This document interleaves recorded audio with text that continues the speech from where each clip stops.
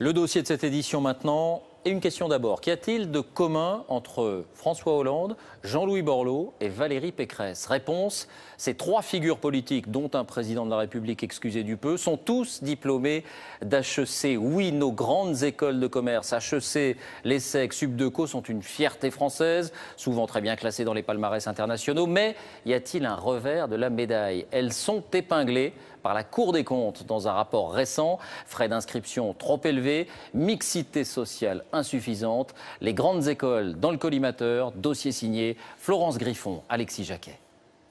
Donc ici, c'est notre amphi de 500 places qui accueille régulièrement des chefs d'entreprise, dont Carlos Ghosn, Louis Gallois ou encore Michel-Édouard Leclerc. Bienvenue à l'EM Lyon, l'école de management de Lyon.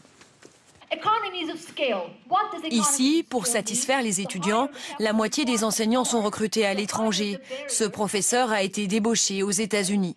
Désormais, pour les grandes écoles de commerce, la lutte pour l'excellence est mondiale. Il y a une concurrence acharnée entre les écoles européennes. Elles visent toutes les universités et les professeurs américains.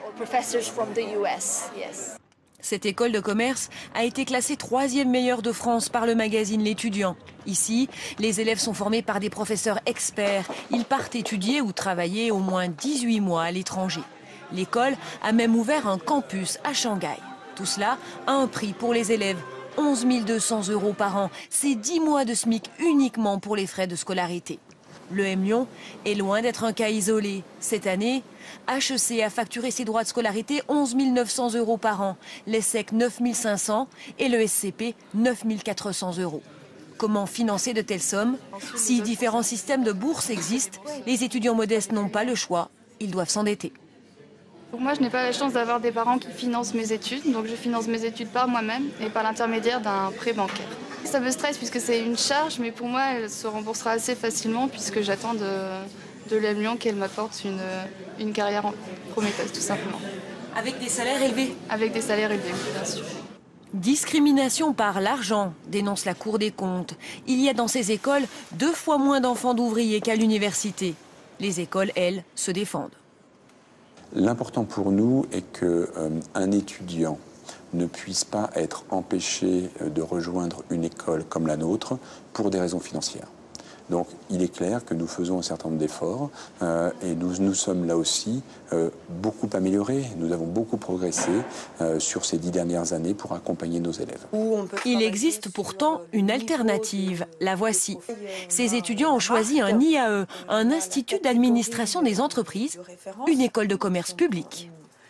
Entre payer 300 € à l'université et payer 10 000 € une école de commerce, j'ai préféré économiser 9 700 et avoir un peu moins de notoriété et bénéficier d'un enseignement de même qualité. Le problème dans tout ça, c'est que ça renforce l'idée d'avoir, comme on dit parfois, une France à 2 vitesses. En fait, on a des gens qui peuvent se permettre d'avoir des études qui coûtent des dizaines de milliers d'euros et certaines personnes qui ne pourront pas.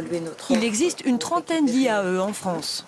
En matière d'accès à l'emploi, d'accompagnement, de vie associative, etc. Ils ne sont pas encore tout à fait aussi performants que les écoles de commerce, mais en termes de contenu d'enseignement, franchement, entre une bonne école de commerce et un bon IAE, il y a l'épaisseur d'un papier à cigarette. À la sortie des IAE, plus de 80% des étudiants ont du travail, mais ils ne bénéficient pas encore de la puissance du réseau des écoles privées.